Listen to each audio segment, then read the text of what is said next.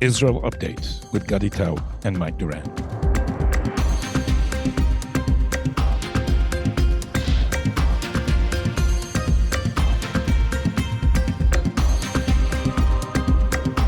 Hello and welcome to Tablet's Israel Update. We haven't been here for a while, and the world has changed, hasn't it, Tess? It's the 11th of January 2026, and 26 is beginning beregel yamin, as we say in Hebrew. I'm not sure saying it's beginning on the right foot is an actual English idiom, but a specialist on English philology, Mr. Dr. Mike Duran, is joining us from Washington, D.C., and I forgot to say that I'm Gadi Tau in Tel Aviv. Mike, manishma. Hello, Gandhi. How are you? Good. I have to say, it's a good week. We're satisfied here. You're satisfied because Ali Khamenei is unhappy? Is that the kind of person you are? You get happy when others are unhappy? Ali Khamenei and we have a reverse ratio of happiness, and we have had this for a long time. I'm surprised you note this only now. Do you have a summary of the headlines before we delve into analysis? I do, and the first one is that Ali Khamenei is very unhappy. The Trump administration is seriously considering military intervention in Iran, Gadi.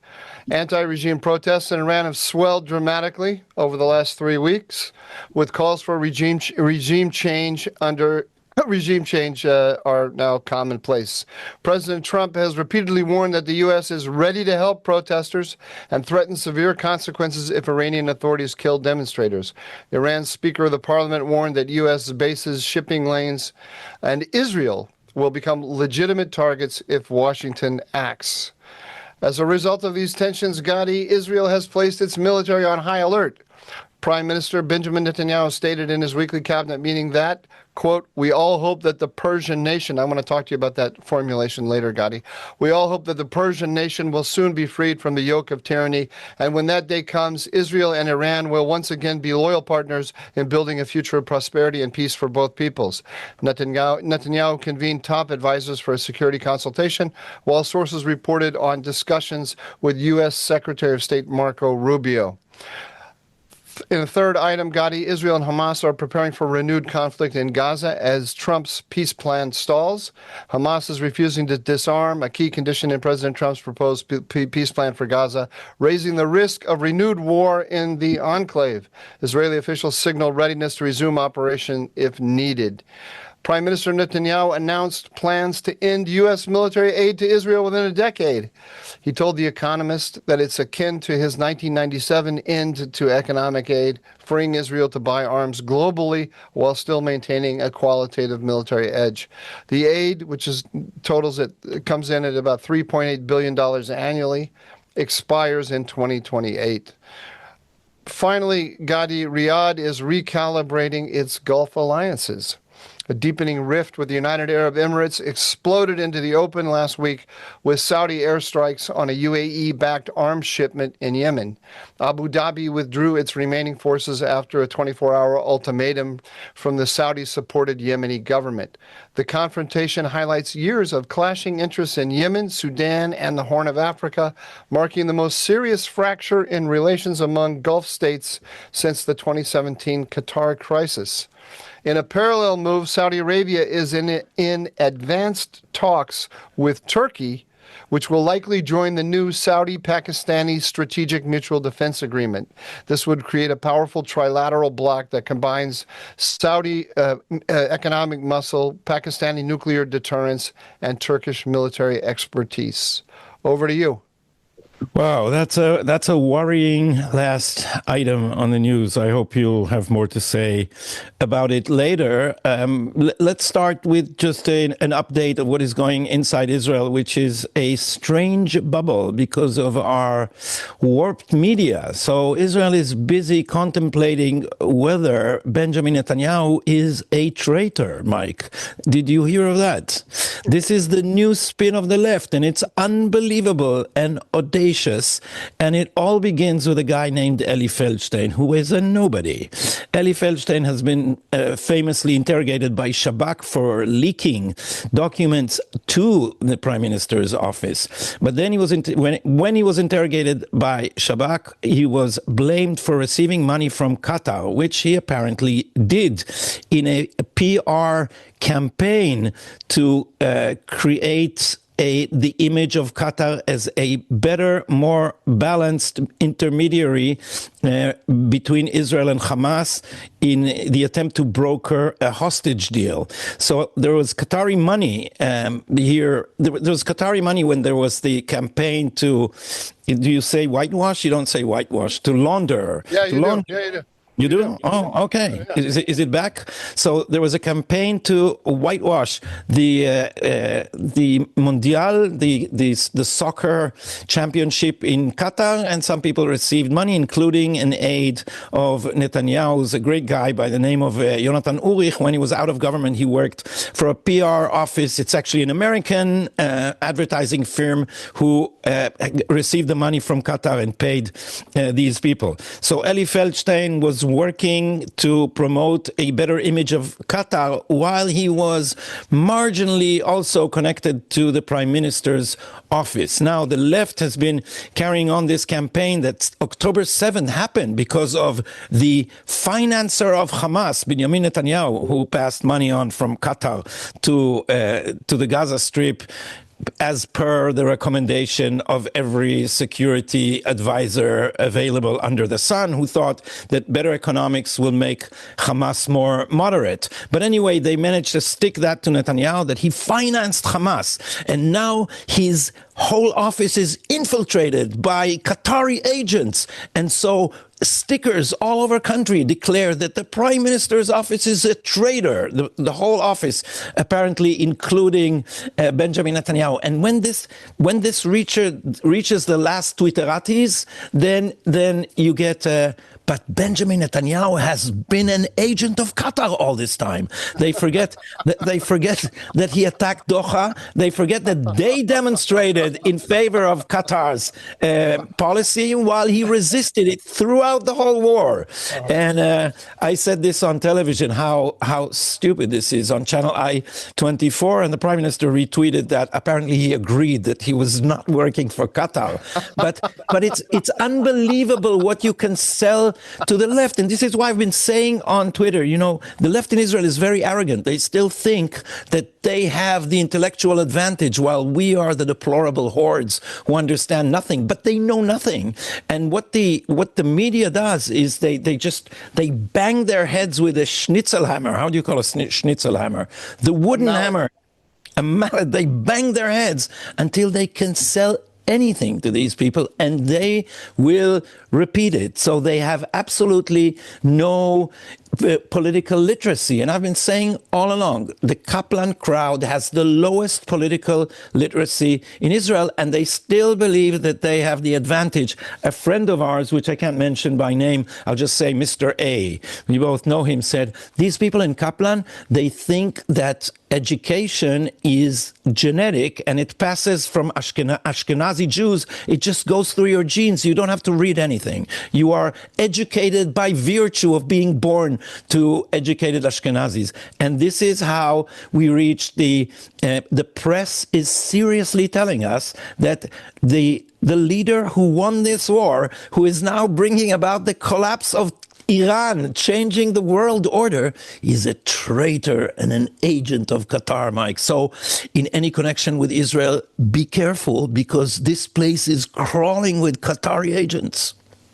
I might be one. It would make a nice movie. Hey, look at this. You see that? Yeah. Oh, wow. Back to communism, are we? See this? This is just a podcast studio. That's a Turkish flag. Oh, I didn't see it. This is commemorating when Erdogan stood up to the coup on the bridge. There was a famous thing on the bridge. So I'm they always accuse me of being an agent of the Turks. Yeah. Is that So more here, I've true been than proving it to Benjamin? you all. I've been showing it all along. This was also a gift. This was a gift to me from a Turk. So I have a Turkish gift in my hand. So Yeah, Mike, clearly I'm but you are paid for it. you are more seriously a suspect as an agent of Turkey than Benjamin Netanyahu is It would of make a being an good agent movie, of though, wouldn't Qatar. it? The Netanyahu as the Manchurian candidate. Like, Yeah, absolutely, absolutely. No, but seriously, there's the, a the so more the more they do it, they cause large segments of the center and the right to rally around Netanyahu because clearly this man, it's the this would make a Greek tragedy because Netanyahu's whole trajectory, his whole biography, he saw the Iranian danger 40 years ago, and all his career was directed at this. And in the end, there's this terrible October 7 massacre, and he manages to leverage it into completely overhauling the Middle East political architecture and hitting at Iran. And while he's doing that, these guys Lilliputs are talking about his dog. are saying talking about his dog and saying he's an agent of Qatar. But seriously, there's something sad about how he does not receive credit. So clearly he made mistakes, but his credit of what he did for this country is unbelievable. And we should wait for Trump to say this. We should wait. We can't see it ourselves. There are two things I think he deserves credit for. I probably said this before. One is the masterful way that he dealt with all of the 7 different fronts that he had to deal with. But the other one is the 8th front, and namely the one here in Washington D.C. dealing with the Americans. I don't think any other Israeli political figure could have understood U.S.-Israeli relations better and understood how to manage them so that in order to take care of the 7 fronts in the Middle East the way they needed to be taken care of. And that we know now that the pressures more and more is coming out about the pressures he was under from the Biden administration and how adeptly he stood up to them. But that yet more will come out. That's a story that really needs to be told. Yeah. And he deserves credit for that. But sadly, he won't be given it, until people write the history. Yeah. Okay, Mike, Iran. You also have dedicated a whole career into saying Iran, Iran, Iran, Iran. I can't count the many times I've heard you say Iran triple 3 times. Yeah. In triplets. I'm sorry, I'm not gonna let you move the segment on yet because I just wanted to say one thing. It reminded me when you're telling me about Netanyahu as a Manchurian candidate.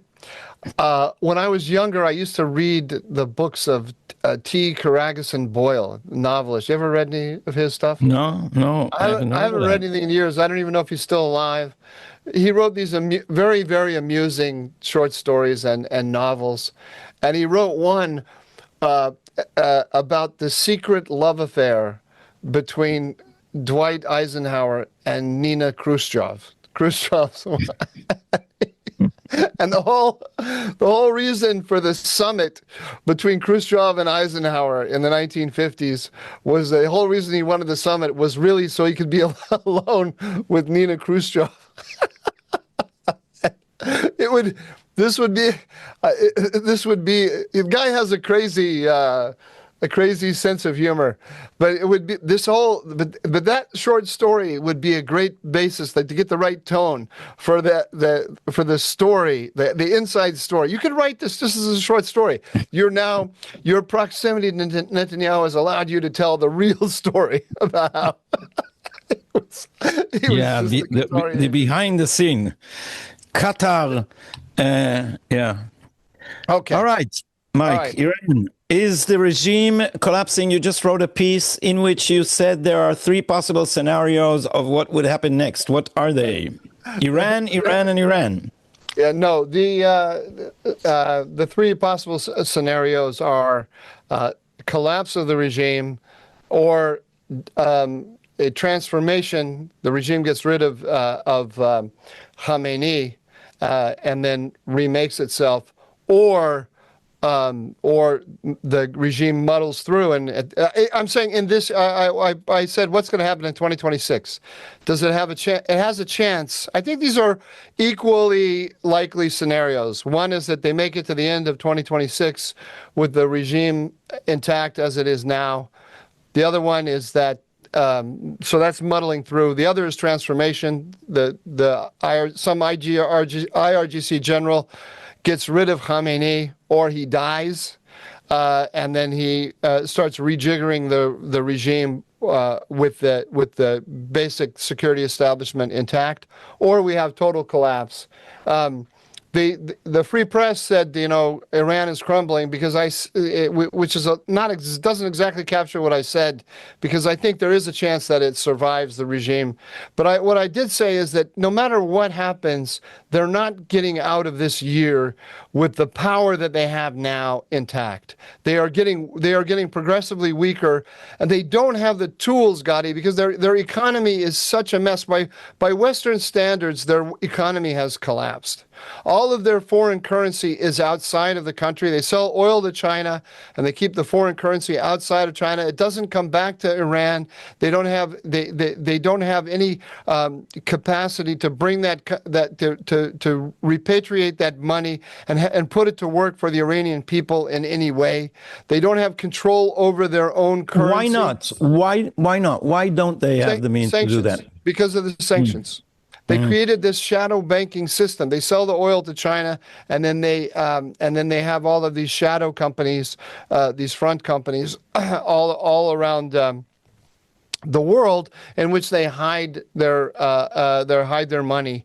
They transfer some of it to their proxies. They buy things that they need for their drones and missiles and so on. But this is not a normal. It's not a normal economy. One of the ways that the regime pays for the budget of the Ministry of Defense is it provides it with oil, and lets the Ministry of Defense sell the oil on the open market, to the Chinese, find the buyers, find the refineries in China that will buy it, and then the money that the Ministry of Defense gets, then it can use. So, but it doesn't. It basically parcels out bits of the oil economy and hands it to bits of the state, and lets them get to do the job of actually selling it under sanctions. They lose. Just in terms of the money that they're able to get control of, not necessarily repatriate to Iran, but that they can get control of, they lose about 50 cents on the dollar for every barrel of oil that they sell, because they have to go through all of these elaborate mechanisms of evading the sanctions in order to get it to China, and then to get the money back as hard currency that they can use. They also have to take a haircut on the exchange.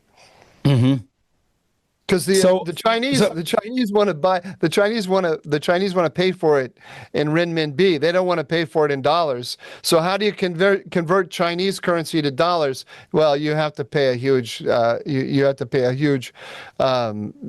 take a huge loss on that. So is there really a way to muddle through? Because it looks like it's spiraling out of control. And with Trump threatening action and the regime unable apparently to be as brutal as it was in 2009 and 2022-3, how can it? Look. Let's zoom out. When 2009 happened, the opposition in Iran was not unified. The American administration was more or less supportive, or at least appeasing, towards the mullahs of Tehran. It had all its proxies stuck like thorns in the sides of all its adversaries and neighbors in the Middle East, and also able to support the regime if need be. And then it had a free hand, and it could brutally suppress the demonstrations. Now it has lost its proxies. It is not backed by an American administration. To the contrary, it's been hit and humiliated by Israel. We now forget that, Israelis don't know. The piece you wrote, Mike, about what we did to their banking system is news to Israelis. It's never been discussed here. So Israel completely ruined their financial, the computerized banking system of the regime. That's true. By the way, the part of the economic problems right now. So I'm just strengthening what you said. They're not just economic problems. You also have shortages of water, shortages of electricity. Imagine that you're in Tehran and you can't get water. So but the regime cannot fix any of these problems because it doesn't have control over its own economy, and to the extent that it does, for example, the oil, to take for example oil subsidies, what happens is there's enormous corruption. So they provide oil to the Iranian people at subsidized levels, but what happens is middlemen take that, buy it cheap, and then they go sell it in Pakistan or somewhere else dear and pocket the profit.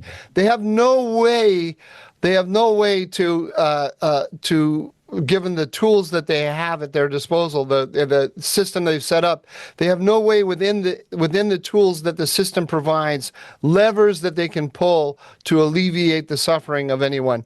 And what the Israelis did in the 12-day war to their banking system is a big part of the problem. Or the problem already existed before the war, but what the Israelis did exacerbated it greatly. It's surprising to me that nobody in Israel is talking about that. That piece that we wrote to try to highlight this, it didn't get a lot of attention. I thought people were going to call me up for interviews and stuff, and nobody did. Yeah, so that happened too, and I just wanted to add one other piece, is that the regime was humiliated by all these things. Let's not forget that Israeli planes were flying freely over the skies in Tehran, and the regime was proven to be do you say paper tiger in English? We Yes. say Namer shel Niar. It was a paper tiger. They portrayed themselves as this huge force controlling the Middle East, aspiring to a hegemonic status in the region, and suddenly everything just completely collapsed. So you would understand why the demonstrators now have greater confidence, wouldn't you? Sure, I understand why they do, and their courage is really unbelievable. I don't know that I would be out there when the regime is shooting at people at random. I don't know that I would have the courage to go out in the streets as they are doing. But if modern history and just history of the last few years teaches us anything, Gadi, it's that these regimes in the Middle East, think of Assad's regime, they don't care about public opinion. Or let's just say public opinion doesn't move them when they feel that their very existence is being threatened. The key thing is that so far we have not seen cracks in the regime. We have not seen serious tensions between the military and the IRGC. We haven't seen any major figures in the security establishment defect or go. Even more importantly, we haven't seen a major unit move to the side of the protesters. Until I see really serious cracks in the regime, then I'm going to say that they might as well gut it out and just grim up and shoot the protesters. That's what has happened in every other wave. So there are new factors in this wave for sure. There's the American support. We have to wait. So far, it's only been rhetorical. We have to wait and see what are the Americans actually going to do. If the Americans start shooting at the Iranians, as Donald Trump suggested they will, well, that's war, and the Iranians have answers to that. they still have their missile program. They are threatening to hit American bases all around the region. They're threatening to hit Israel with their missiles. We've seen that movie before, and we know that it's serious. And I think that the administration itself is going to think long and hard before escalating to that stage. So could these be empty threats, Marco Rubio notwithstanding? No, I don't think so. I think we have to take them very seriously, and that's another thing that the recent history has taught us is that on these issues, Donald Trump is very serious. Look at what he did. Look at what he did with Maduro. He did in Venezuela. Yeah. So is he likely to reach into Iran and just take Ali Khamenei out? That's one of the possibilities. That has to be. There's no. That would be amazing. There's no way. There's going to be a National Security Council meeting on Tuesday, where they talk about what to do. Or at least that's what's being reported in the press. You never know, because remember Donald Trump's 10 days and so on. During the 12-day war. They may say that there's going to be a National Security Council meeting on Tuesday in order to throw the Iranians off the scent, and they may take action on Monday. Who knows? But let's just say that let's assume that what's reported is true. In that meeting, there's going to be talk about trying to take out Khamenei. I actually I can see a scenario that I don't love, but I'll take it. By the way, if it's on offer, I'll take it. But I think that it needs to be thought through carefully, where a strong man gets rid of Khamenei from within the IRGC, a strong man within the IRGC, topples Khamenei, cuts a deal with the Americans. The deal with the Americans is we'll get rid of the nuclear program. We'll let the inspectors in, and so on. Maybe the deal also includes ballistic missiles. That would be very good. And then what we get is a Persian nationalist IRGC state. So what they'll do is they'll pivot. They've already started doing this. If you listen to to the rhetoric of the regime, to the ideology of the regime, they will pivot from Shiite Islamism to Persian nationalism, and there are some downsides to that in my eyes, but that's a real possibility, and that's what we'll say. Basically, that's the Venezuela option. I was just going to say that we will discuss Venezuela later in this show, but I also wanted to remind you that you said you would comment about Netanyahu's using the phrase the Persian people. Oh, yeah, that's exactly. I'm so glad you brought that up, because that's exactly what bothers me about this. Iran is the big question, and I don't have an answer to this question, but nobody has an answer to this question, Gadi. Is Iran a multi-ethnic nation, multi-ethnic, multilingual nation like the United States or like India?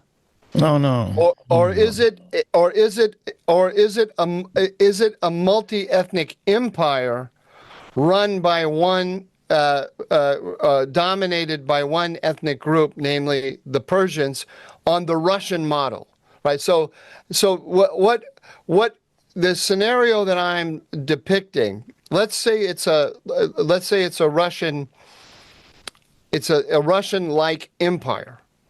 Then the scenario I'm depicting here is like the transition from Soviet Union to Russia, where the KGB, the state that we have today, the Russian state that we have today, is basically a KGB state remade. What do you call it when you do I guess you remake when a woman does a do-over or a makeover, made over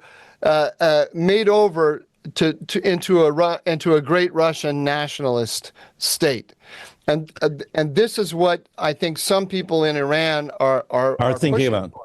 And yeah. Now the Reza Pahlavi,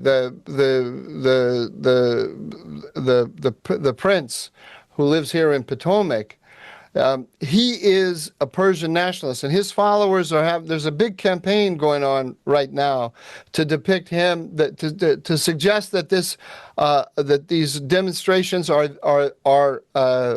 designed to bring him back, that he's the natural leader, that he's the unifying figure, and so forth.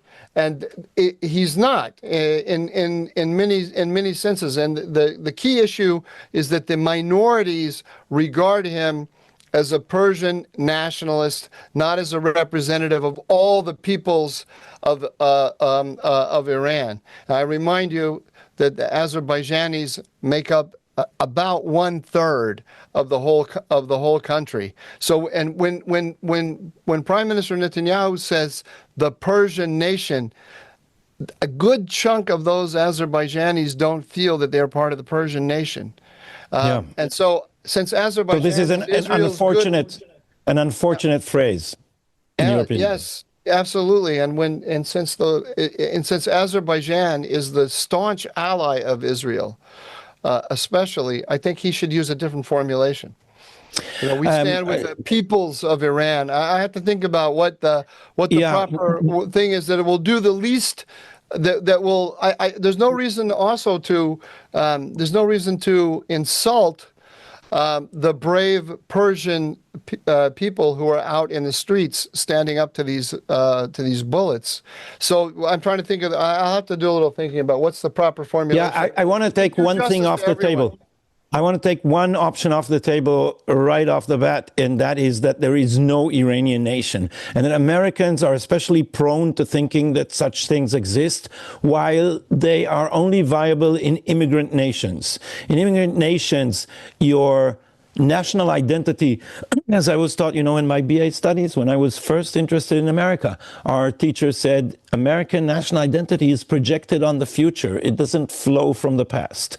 And this is not true of a multi-ethnic state like Iran, which does not follow the Wilsonian rule of a congruence between state and nation. It is a state with many nations in it, where one nation is dominant. And there's a controversy in academia about what nationalism is between the modernists and the so-called primordialists, and this is a moot conversation. It's completely redundant, and I recommend to everyone who is interested to just pick up Azar Gat's amazing book, Nations, Their Long History and Deep Roots. There is a Persian nation and an Iranian state, and these two are not the same, and there is no fitting national identity for the full tapestry of the Iranian population, of the population of Iran.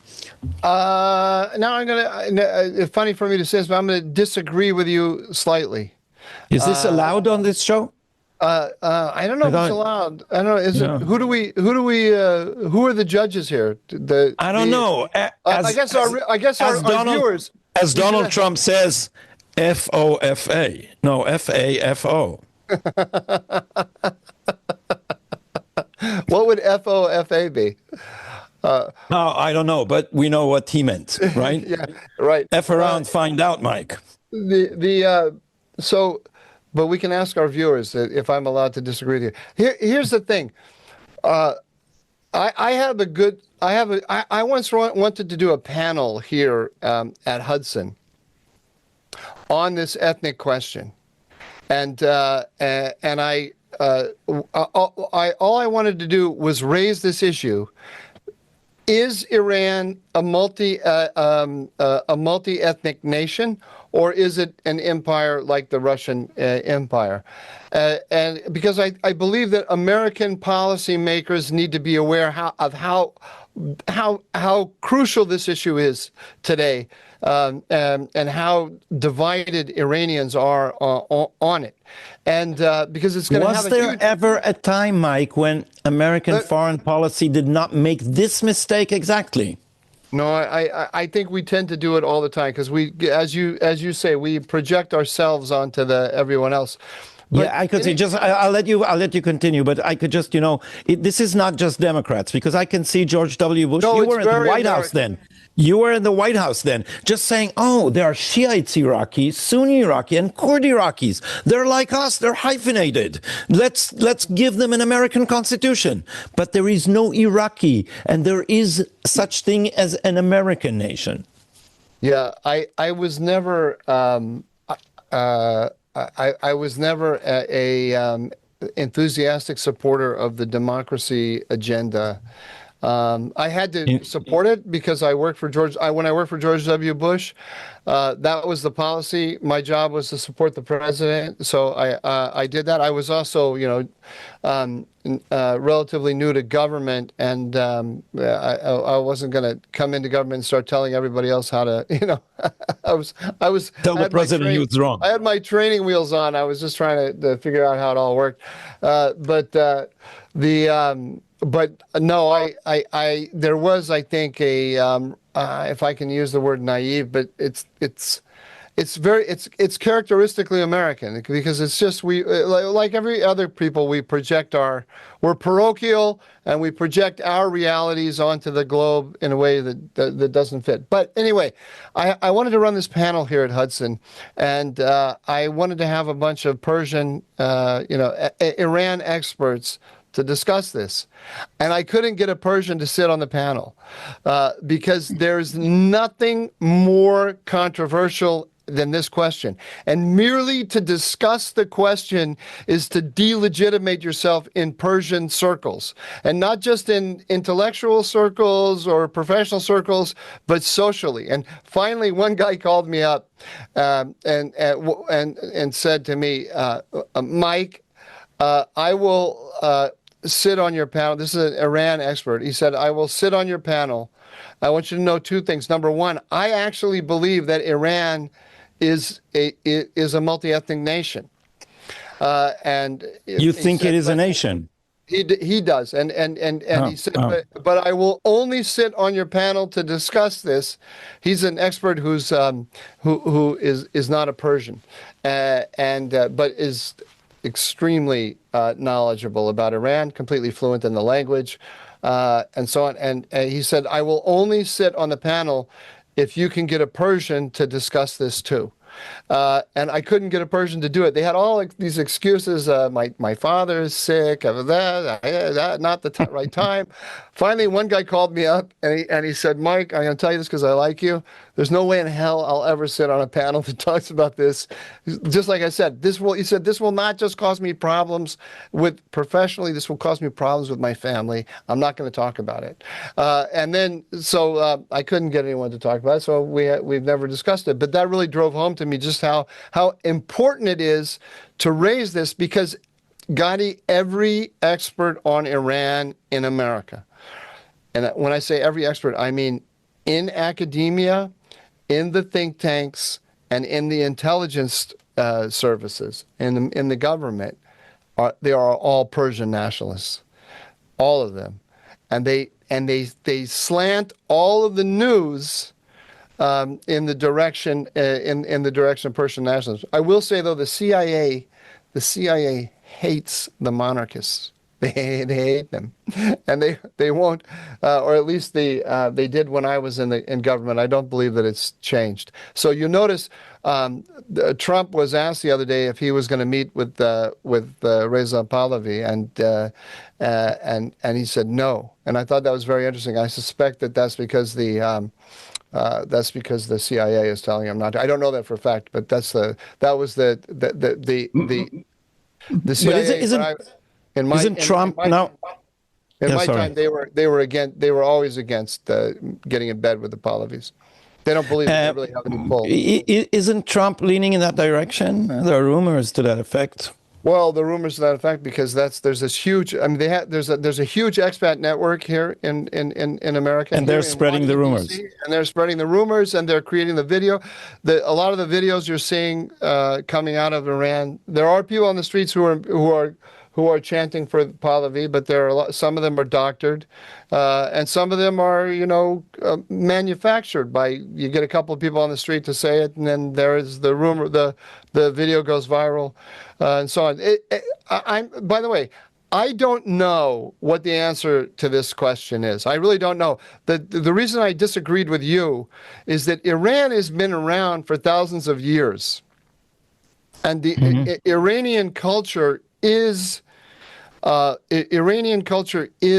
broader, that does belong to more than just Iranians. But there is this to more than just Persians, you mean?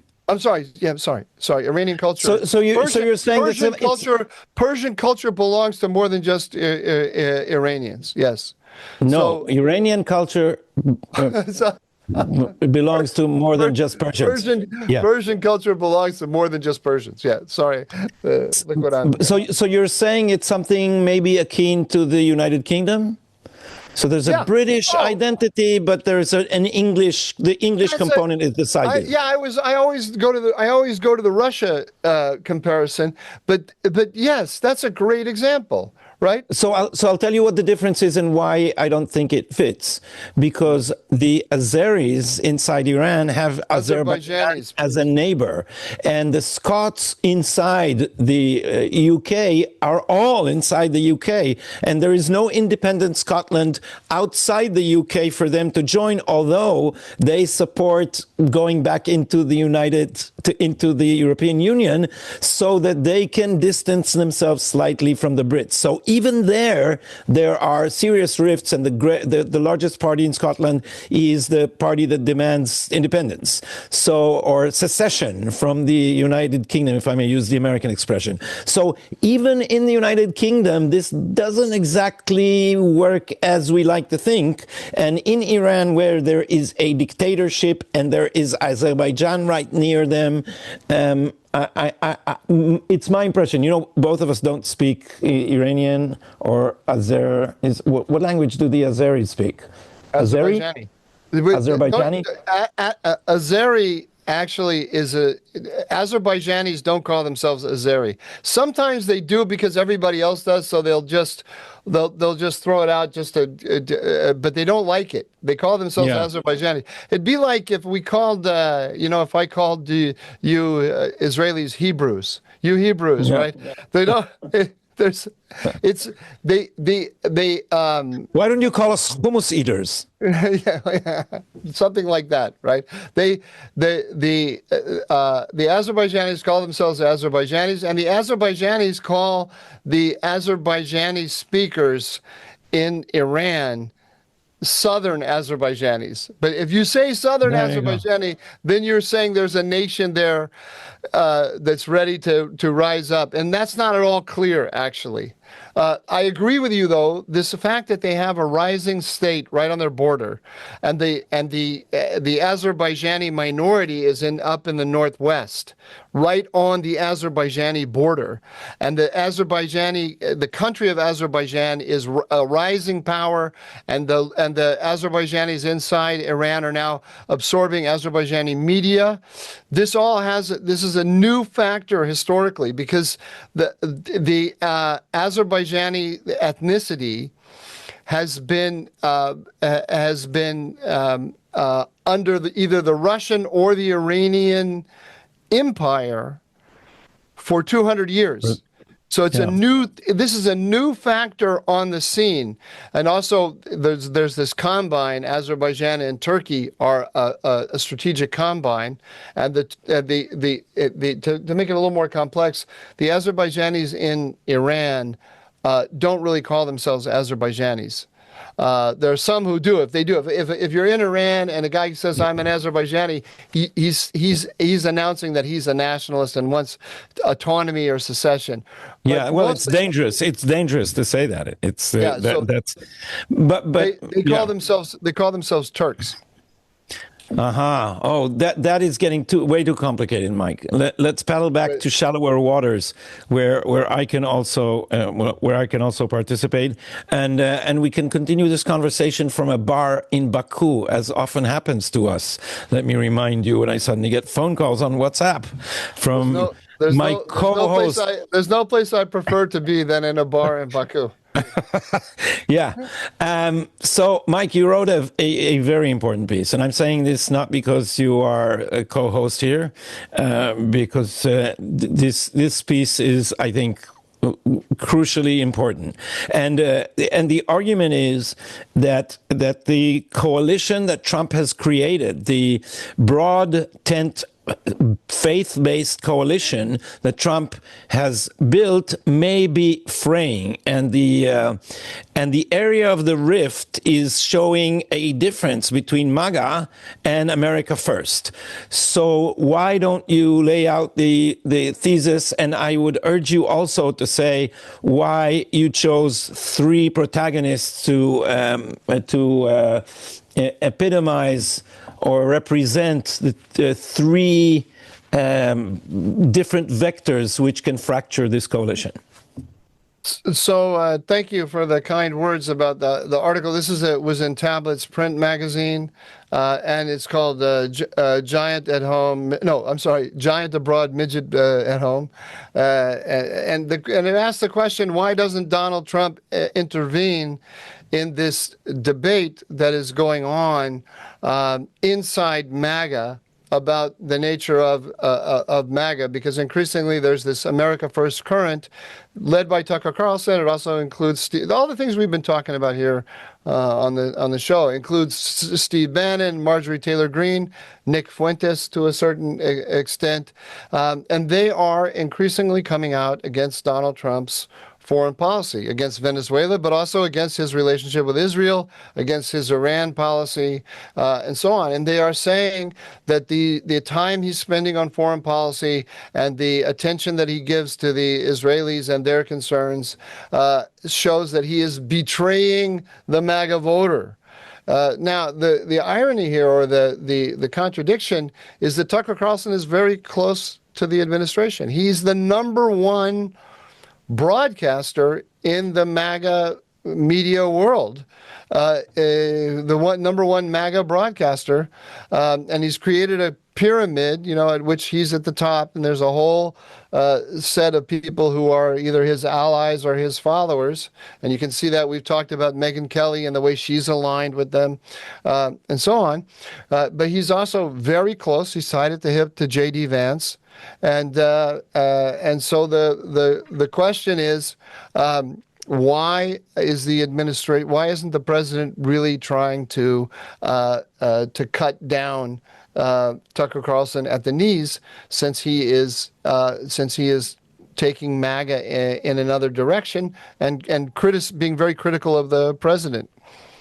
I've gone on and on here. You asked me about the characters. You want me to do that, or do you want to say something? Yeah. Because you said there are three different vectors, and the surprising one is Elon Musk, and this ties the whole question into. It connects Israel, the Israel policy, the Iran policy, Venezuela, and China, which is the final destination. And what you say in the piece, which the way you connect all the threads, leads one to say that Trump's China policy is in danger because of these people. And so the characters you mentioned, and I'll ask you to start with Elon Musk, are Elon Musk, Tucker Carlson, and J.D. Vance. All three of them are you say fracture the coalition, and we'll end with J.D. Vance, who was conspicuously absent from the whole Venezuela celebration. But let's start with Elon Musk. Yeah. So I started with the question about there clearly is this youthful cohort, MAGA cohort, that is increasingly anti-Israel. And that is getting its media, getting its news from this pyramid, this information echo chamber or ecosystem, that Tucker Carlson sits at the top of, and all of the polling is suggesting increasingly that this younger group is listening to people like Nick Fuentes, who is racist, misogynistic, anti-Semitic, extols Stalin and Hitler and so on. So, However, Megyn Kelly does think that he has some good points, doesn't she? yes, yeah. Other than his misogyny, racism, sexism, anti-Semitism, and so on, and the fact that he loves Hitler. Aside from that, he's got some good ideas. So Megyn Jellyfish Kelly. Yeah. So the question I'm asking is, how can Trump influence these people and pull them in his direction to have his vision of renewal of America, and hold together this multi-ethnic, multi-religious coalition that he put together, which is remarkable. It's the largest multi-religious, multi-ethnic coalition that any Republican has put together. It's in the modern era. It bears comparison with Eisenhower and Reagan. And they had the same they had the same approach to religion that Trump has, which is respect for religious voters. He clearly is not religious himself, but he shows respect for them. Eisenhower famously said that the American system only works if people have strong beliefs, religious beliefs, and I don't care what they are. That's the key element there. Tucker Carlson is taking a position on this because he has come out explicitly against evangelical Zionists, because he's an anti-Semite and because he hates Israel and wants to detach the United States from Israel. He's also playing footsie with, or more than that. I mean, he wants to embrace a lot of the followers of Nick Fuentes, who are openly racist. This is a political message. I'm against evangelical Christians. He said, Tucker Carlson says, I hate them more than I hate anyone. He hates evangelical Christians, and he's playing footsie with racists. Is that a message that's going to appeal to Hispanics or to blacks or to evangelical Christians? No, it's going to destroy it, and that's what Trump should be worried about, because that, for a lot of Americans, both who are in this information system, but also just listening into what's going on, overhearing audiences, MAGA is being defined by Tucker Carlson. It's not being defined by Trump. I think Trump thinks that he's still defining it all, but there is this subsystem inside his own coalition that is having a big impact on how people inside the coalition and outside understand what's going on. But is it not a self-defeating strategy on the part of Tucker Carlson to go out against the evangelicals, who are such a huge voting blocks? There are 80 million evangelicals in the United States. Isn't that suicidal? It's not suicidal in the sense that one can think of it as there's two ways to understand it. One is that he is on a power trip and he's egotistical. I guess no, three. Sorry, this is like the Spanish Inquisition. There are three. Yeah. There are three ways to understand it, which I didn't really go into, like what his ultimate motivation is. But one is that he thinks that he can make up. He thinks that the evangelicals have nowhere else to go, so we'll get them no matter what. And secondly, if we lose some of them because of lack of enthusiasm for the message, we can make that up by pulling in some left-wing voters. You know, one of the interesting things that you've noticed is that Marjorie Taylor Greene has been aligning with Code Pink. That Tucker Carlson and Marjorie Taylor Greene had great things to say about Mamdani. Tucker Carlson has said that he hates the Republican establishment, doesn't like the Republican Party, wants to rip it down.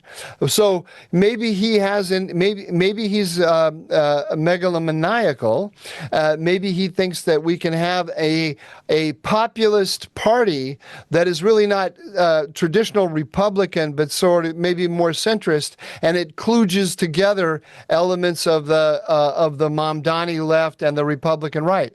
Perhaps, or maybe he's just or maybe he's just thinking about himself, and he thinks whatever happens to the Republican Party, I will be indispensable because I have my empire, and I will then become, the way the Haredim in Israel, sell themselves to every government. You'll have to, whoever's going to rule next time is going to have to go through me. That's another possibility. Or he could just be stupid politically. He doesn't, he's telling himself, look, J.D. Vance and Donald Trump have not dumped him. Trump called him kooky. Once upon a time. That was long ago. Yeah, but Trump invited Tucker to the White House last week after Tucker attacked him on Venezuela. So, and gave him a pair of shoes as a gift. So the question is, why? What calculation are Donald Trump and J.D. Vance making? How are they understanding it? That also looks to me self-destructive, but they think that they can manage this. Trump does a lot of that. Like Trump does have a talent for attacking people and then keeping them as part of his in his orbit in some way.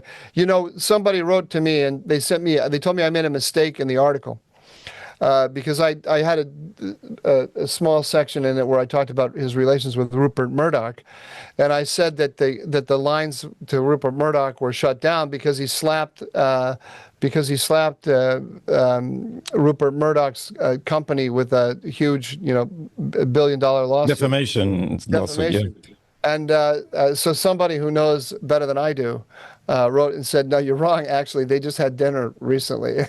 So on the one hand, Trump has a lawsuit against Rupert Murdoch. On the other hand, they're having dinner and talking. Isn't that typical also of his foreign policy? Although, because the way if I have to explain it, in a soundbite on Israeli television, whenever people say here that Donald Trump is crazy and unpredictable and all that, I disagree, and I just mentioned that he always.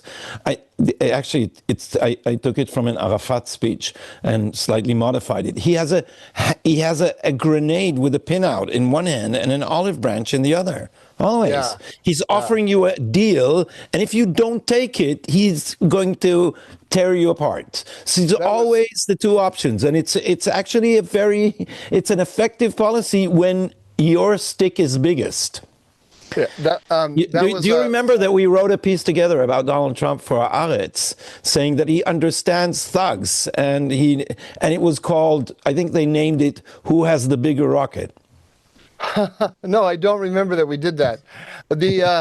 The speech of Arafat that you're mentioning was the famous speech before the UN, the United Nations General Assembly. I think it was he said a rifle in one hand or a pistol. It must have been a rifle. Yeah, a rifle and an olive branch, and I modified it into. Don't let the olive branch drop and fall from my hand. Yeah. It shows how old we are. Yeah. The times that people believe this murderer, thief, and corrupt kleptocrat. Okay, Mike. So we'll follow this because it's extremely interesting, and we've been talking about analyzing the Tucker Carlson anti-Semitism line and the way it has become a way to take apart the Trump coalition. And also we will reserve time for a further discussion because you have another piece coming up, which you sort of previewed in a short segment for PragerU, in which you explain why Israel is a major asset for American foreign policy, and that this alliance with Israel is not just a matter of philanthropy, but actually a realpolitik interest of American security.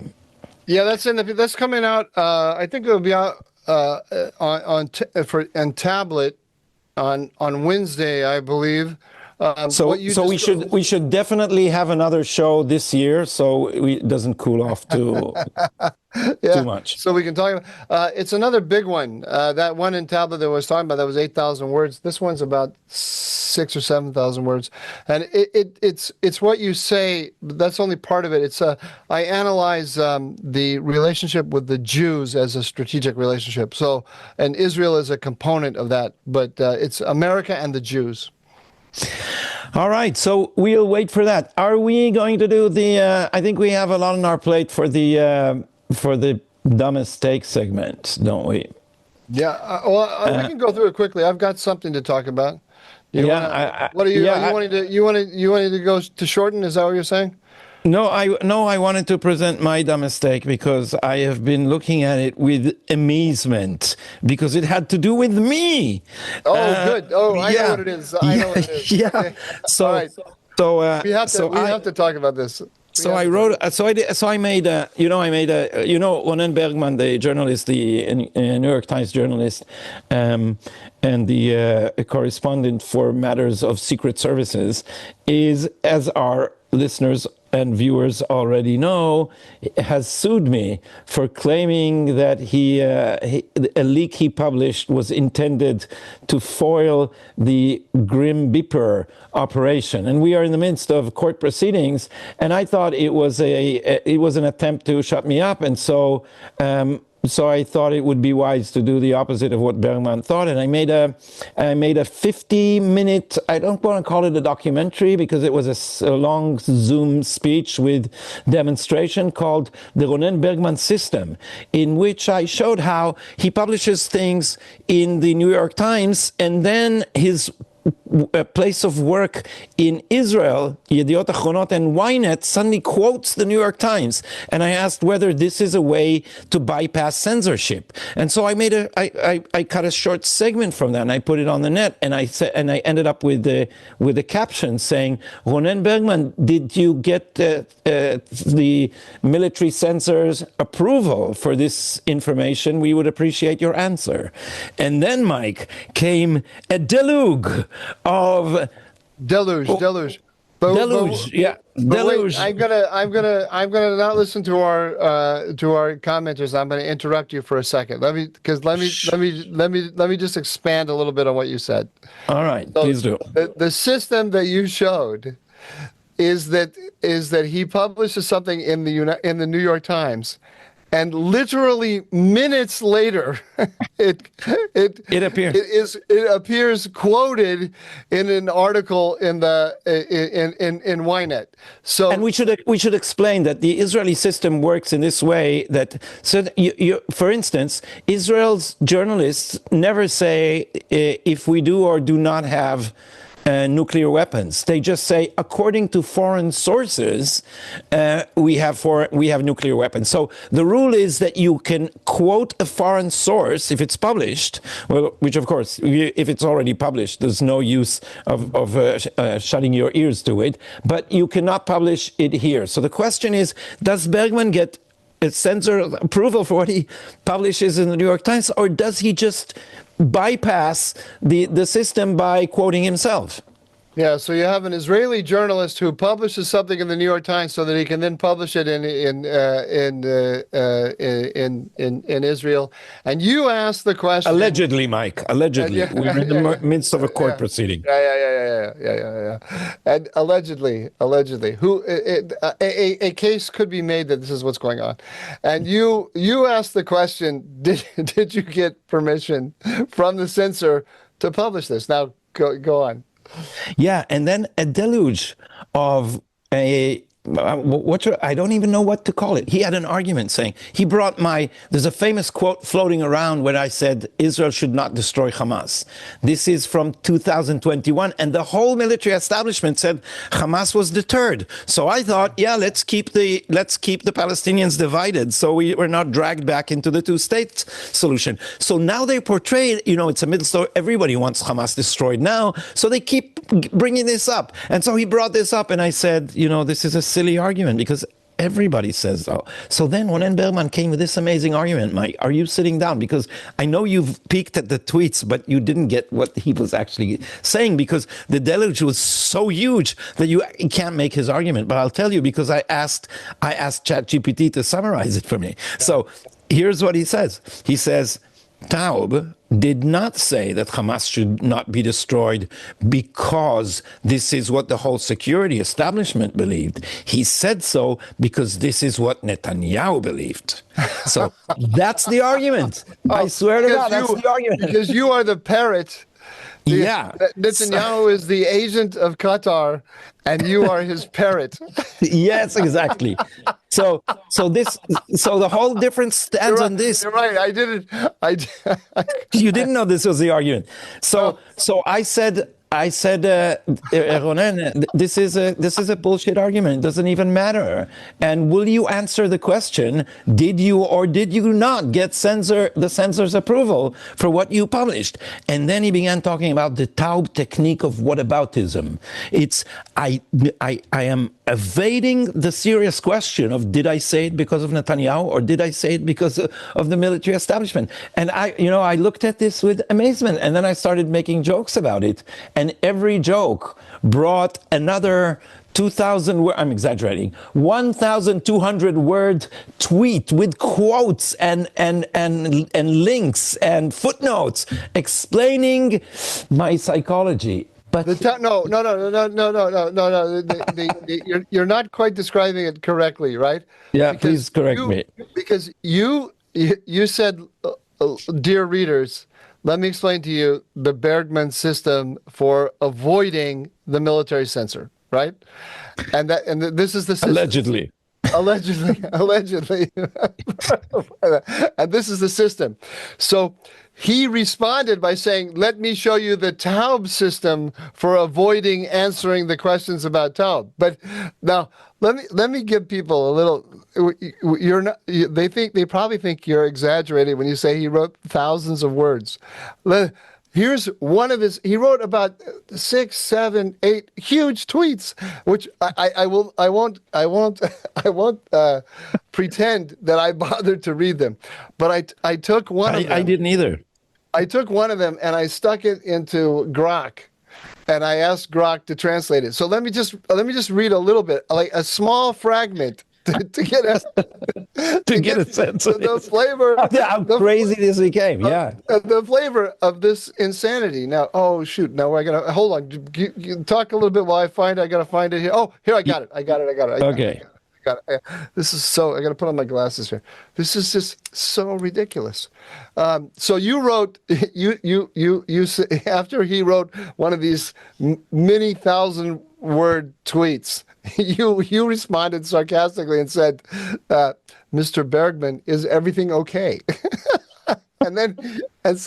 So what he writes back and says, "Mr. Taub, he always repeats you, Mr. Taub, is everything okay with you? Are all the machine's screws in place? There's a growing concern that the publicity, this cross that you carry with all of the time, this cross that you carry with you all of the time, as if on an important crusade, and the proximity to royalty, this is your proximity to Netanyahu, all of this has confused you a bit. You wrote, quote, in what sense does this exempt you from answering what I'm asking, unquote. And I'm asking, and this is really just from a good place of trying to help with your healing. Tell me, Mr. Taub, who do you think you are? Question mark, question mark, question mark. Why do you think that I or any other surfer here owe you something? Question mark. From what angle did the sun rise this morning out of your behind to the point that you're convinced you have the authority to obligate me, like all the others you've attacked sharply and rudely in recent years? You're rude, Gadi Taub. To answer you, who besides yourself thought to entrust power and responsibility to a person like you. Quote, we would be happy to receive an answer, unquote, you wrote in font 58. Who is this unidentified audience standing with you there? What does what it goes on? Like, this is what I just read to you. I could go is about 1/6 of that tweet, of which there are like 6 or 7. And So the greatest thing, Gotti, the greatest thing, he wrote this deluge of BS and never answered the question. he never answered the question. Which is an answer in and of itself. So let's end this interesting Bergman segment by saying that someone who's been watching this from the sidelines said, "I got tired of this. So Grok, can you tell me, did Bergman answer the question if he bypassed censorship or not?" And Grok said, "No, he did not directly answer the question."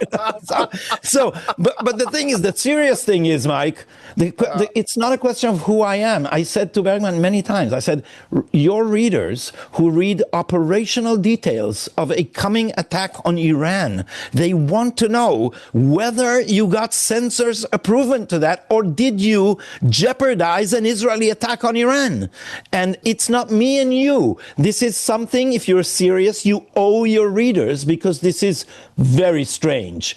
And this is the reason he's avoiding it. And I'm not going to let that go. I'm not going to let that go, because that is a very important thing. And there was, by the way, an investigation, there was a recommendation for a criminal investigation by the state attorney, I believe, and it was shut down for some reason. And so we don't know. And there are more serious things, because the one thing I do want to mention is he came on Dan Sinor's Call Me Back podcast, by the way, a very good podcast. He's a regular there. And there he said that someone from Israeli intelligence gave him in advance what he called the 10 plagues of Egypt that Israel was going to rain on Hezbollah, and he got this on his WhatsApp, and then he said everything he said then came true.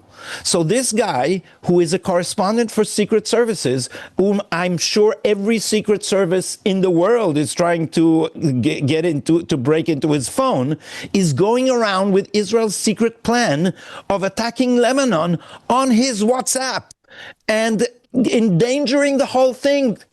Reckless doesn't even begin to capture it, and no one even bothers to take the phone and try to find out who the hell in military intelligence is leaking such secrets with such cocky confidence. This is just mind-boggling. So there's a serious matter behind this. There's also the question of whether that's actually happening. Yeah, that too. That is life in government and around government has taught me that you can hide a lot of things behind top secret anonymity. You can hide a lot of things, reporters and also people in the government. So it's not gonna how can I put this? Well, let's just put it this way. I'll just talk in general and say one of the things about people in the Mossad, and I know what I'm talking about. People in the Mossad don't talk. They don't talk. They don't talk. There's one. You have one major commitment that defines you in the Mossad, and that is you don't tell secrets. That's the heart. It's like a mafia, the omerta. You don't. It's secret, and it's like how often have you heard? Have you noticed that people who have actually been on a battlefield don't like to talk about being on a battlefield. It's another way to put it, but it's a little different. But it's just the people who talk about all these secrets most of the time don't actually know anything, or they're just embellishing a lot. Yeah, they're Joseph Mifsuds. Yeah, now that's not always the case. It's not always the case. There are people telling secrets and so on and trying to ruin stuff, like we're talking. So, but I just say that Bergman's reputation for being really plugged in, I don't buy it. You don't buy it. I don't buy it. All right, Mike, what is your Not dumbest to say take? that people don't hand him stuff at times for certain purposes, but the people who really know don't talk. All right. I'm afraid you're a little too far from your microphone, so just pull You it know up. why? Because I was trying to make it. I thought it was cool to make it It's to make it like yours. I think it's very cool. I'm from no, but just make sure it's because then It's you like know this. Now you can hear me since good now, right? since I edit this myself, I sometimes have to painstakingly adjust the volumes on every segment because Oh, well, if it's going to be a pain in the your ass, then I'm going AI to keep it like it was. the AI that does it that I have doesn't do such a good job, and that means I'm not proficient enough with AI, because AI is now so sophisticated. Instead of fixing your volume, it can confuse your listeners to not notice. It can do anything. I know this for a fact. It can send you the 10 plagues of Egypt on your WhatsApp. So, Mike, what is your dumb mistake? Oh, my dumb mistake was Tucker Carlson, of course. Oh, yet again. Yeah, Amuse us, I please. can't stay away from him. Give me a break here. That's called the Stockholm syndrome. Now let's see, where did it go? Ah, here it is. So, uh, when Trump sent the special forces into Venezuela, this clip came up of Tucker Carlson. I think it was actually before the operation, but he was talking about why the Trump administration was hostile to Venezuela, and he attributed it to global homo. This is a derogatory term that describes progressive global elites promoting liberal values Gay like pride, yeah. gay pride and transgender.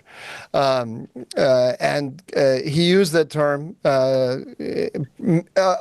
wasn't sure if the clip just emerged after the event or if it was in response to the event. But he said that the hostility of the administration was because Maduro. Maduro was anti-gay marriage, and he was a good conservative, and one of the most conservative in the Western Hemisphere regarding LGBTQ issues, with strict bans on not just on gay marriage but also on abortion, and that's why we're against him. And I wanted to point this out because of the China question. First of all, it's ridiculous, right? This is not what we're doing. But the administration has been really clear that the issue is oil. And it's not that we want the oil, but we don't want that oil, which these are the largest reserves in the world. And they are at the disposal of China right now. And we don't want the resources of this hemisphere being used by China against us. Of course, there's also the drugs and other things as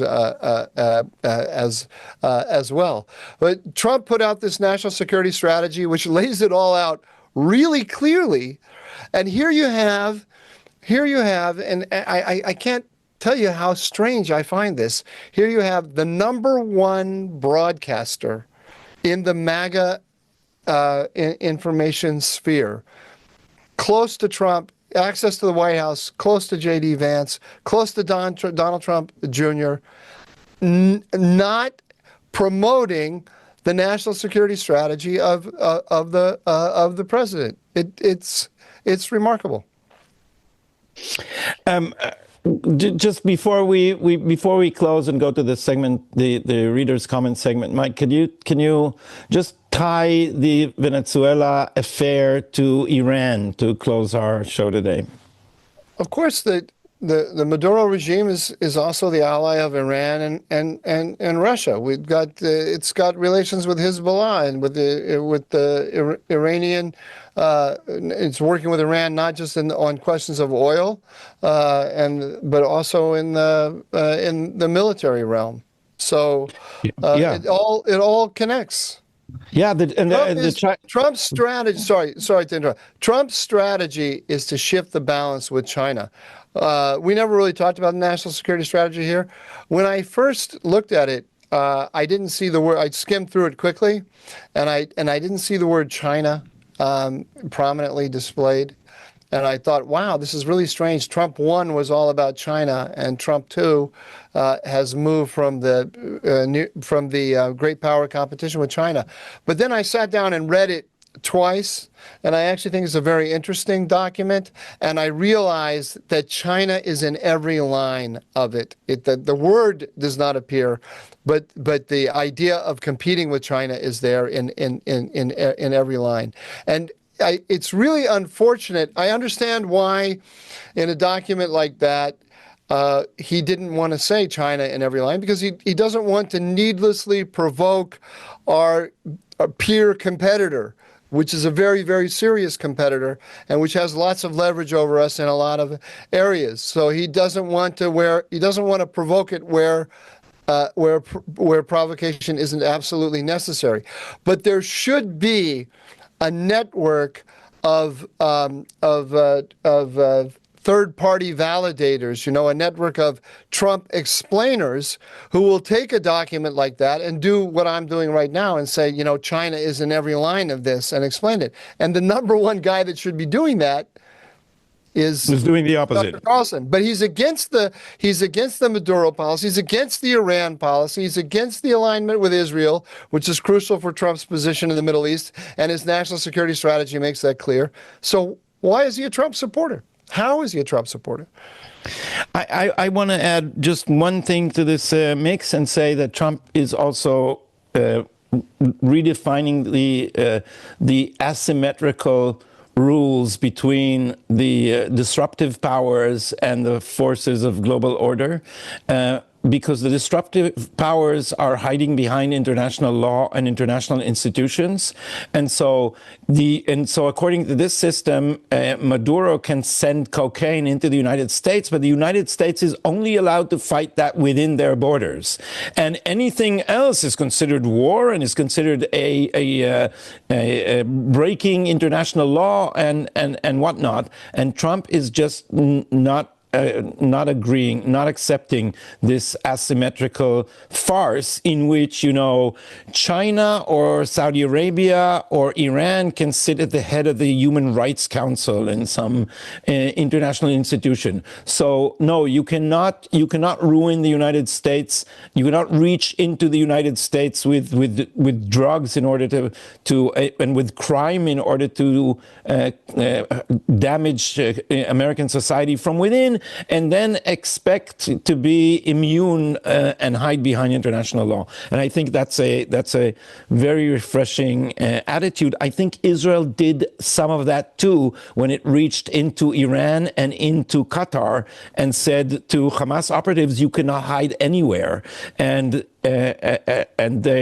that was a worrying sign also to Ankara, I said once, and then we had an argument, which we are not going to open now, however. So, Mike, readers' comments and anything else we can continue next time.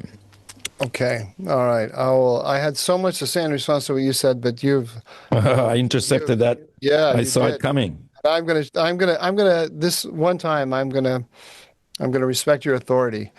Readers' comments. Okay, Barbara Cohen, 9944, clearly an Irish lady.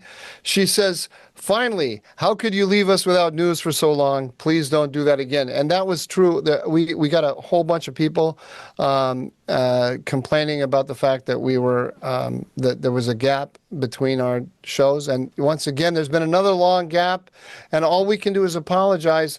Someone on here asked that we notify ahead of time when there's going to be a gap, and unfortunately, it's not possible. We don't know. We don't intend there to be. We want to do this every week. We're trying very hard to set up a system whereby we can guarantee this. Yeah. But we haven't done it yet. But we're working on it. We really are, and we just apologize. Right? Is there anything else to say about that? No, that you need to take a break from running the world, like once in a while, to speak with us, Mike. I blame the Jews for these gaps. No. I'm sorry, I blame the Jew. The Jew. It's always the Jew. It's always the Jew. You. Okay. All right. Thank you for your update and analysis. You guys are a pleasure to listen to. Can you believe that? Please do not change anything. I love the humor, the interpretation, the explanations, the whole show. Just love it, and only ask that you would get together more often. To Gadi, Yeah. I say Chanukah Sameach, and to Mike, I say Merry Wow, Christmas. that was back in Hanukkah, Mike. That is so shameful that we That took. was That that is was. shameful. By the way, that was Christy LaRue, 6971. Oh, it was Jenny Retief, Retief 4978, who said, "Let us know when there's going to be a gap." Sorry. There's another person Last here. one. Peace and Love Linen said, Mike, you sound Peace like and you, love, Lenin. Is that yeah. like peace and love, Vladimir Lenin? No, I think it's John Lennon. You know, it's Lennon. I see. Lennon. Peace and love, Lennon. Like Strawberry Fields Forever. Mike, you sound like you'd like to control social speech. I don't think we'd hear. I didn't think we'd hear such a thing from you. It's Indeed, bots. we Go after didn't. the bots. No, I guess I complained about Twitter. I can't remember what I said. We'd have to do this as a longer discussion sometime. If just let me describe. Gotti, give me 2 seconds. If I could be king and set up the world that I would like to have, I would like social media to function like as publishers, and I would like social media companies to be held accountable for the claims that are made on their sites. They got this exemption from libel laws from the I Congress. think it's called Section 231, right? Something like that. I always forget. I was going to say it, and then I always forget the number, so I didn't. Yes, but it turns them into utilities. You know, they're like the water company or the electric company, and they're the telephone. They're like the telephone company. They provide the lines, but they're not responsible for what goes over the lines. And I don't think that should have ever happened. I think that if somebody makes a claim on I'm all for freedom of speech, but I think it should be responsible for speech, and if you make claims on social media, you should be held responsible for it. The other thing is that these utilities, they have the ability to turn up and turn down the dial on speech that is made. They are set up. The algorithm is set up to take the most extreme speech and amplify it. And we also know that these systems can be gamed and influenced by external actors. They do it all the time, so that certain voices are elevated in order to serve the interests of China, Russia, Iran, or to serve the interests of the social media company. And it creates a false sense among us users that opinion is widely held among the American electorate when it's not. So it doesn't present the opinion of the public to the public in a way that I think is faithful. And I think that we need to think more about that. Wonderful. I concur on this issue, and on that happy note, I think we can conclude for today. And let's make a promise we can keep. How about twice monthly for now until we get our bearings? So let's try to have at least one more show in January and disappoint our viewers less. So, Mike, now you're supposed to say... Big Dog promises to do it twice a month. Big Dog. I should say Big Dog at the beginning of the show. Yeah, I want to be Big Dog. Yeah. So, Big Dog, just say call myself that. Just give us your shtick at the end. Okay, so like us, subscribe. A lot of you are not subscribing. Subscribe, like us. Oh, Gotti, there was one other idea. I want to put it out because that was in the comments. Sure, please do. Somebody suggested, and this is a serious suggestion, I think. They would like us sometimes not to talk about more than just the Middle East. Of course, this is my vanity speaking because I ask listeners, would we talk about other things, movies, books, things that are going on other than Israel and Middle East stuff occasionally? And I thought not a bad idea. I wouldn't mind occasionally talking about movies I've seen that I like and so on. Yeah, why not? And the other thing, Gotti, here's an idea. What if we occasionally, I don't think we want to do it every time, But what if we answered people's, like, they call it an agony aunt in Britain, if we function as an advice column. So people send us their relationship problems and we answer. Not because I think anyone wants to have their relationships solved, but it could be good fun anyway, right? You're vexing sex questions, right? Mike and Gadi will tell you. We don't want to go. We don't want to go that far. We don't want to go that far. But listen. As to your suggestion that we discuss like cultural things, I sent you a song by Yasmin Mualem because yes. I thought you would appreciate the Hebrew. It's an amazing song. I did, and I went to. Thank you. You even sent me the whole, all the lyrics. The lyrics. It's not. It's half the song. Let's bring it up next time because Yasmin is just, Israeli music, even Israeli rap is becoming so sophisticated, so subtle, so interesting, and so creative with language that I'm just sorry that we can't convey this to English speakers. And because if there's anybody who understands that is sensitive to language, it's you. You're both in English and in Hebrew. You show tremendous, like deluge and deluge. Anyway, I'm very envious of your sensitivity to language. Thank you very much, Mike. I think we've complimented each other more than on any other show, and we promise to correct that next time with mutual bashing for your amusement. And that is all from us today. Don't forget to like us, comment, and subscribe to the channel. And we will see you hopefully before the end of January. Thank you.